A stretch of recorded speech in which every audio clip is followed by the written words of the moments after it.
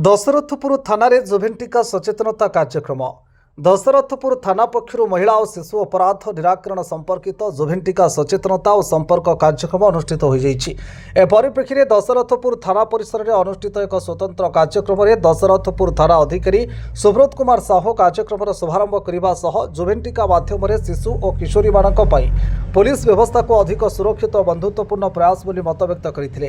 कार्यक्रम में थानार एसआई दुष्मंत दास, एसआई अशोक कुमार बेहरा, प्रभात कुमार लिंका, कर्मचारी जयंत दास, देवाशीष गिरी, रश्मिता तराई, विक्रम सेठी, रेणुबाला पहिरी, बृंदावन धड़ और अजय बलिकों समेत थानार समस्त कर्मचारी और स्थानीय ICDS Dasarathpur sector supervisor Rojalini Pohan, anganwadi कर्मी सस्मिता पाणिग्राही, शकुंतला मल्लिक, प्रमीला साहू, लक्ष्मीप्रिया मल्लिक, दमयंती प्रभा साहू और बहु संख्यार किशोरी अंशग्रहण करते।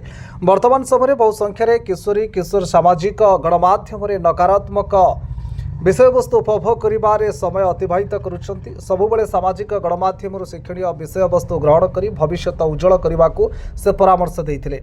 यह व्यतीत विभिन्न समय से साइबर अपराध सहित सामाजिक समस्यार शिकार हो मानसिक चापर सम्मुखीन होती।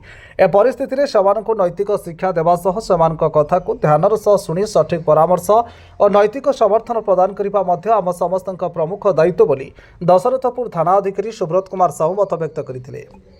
Bureau report Konark news 24।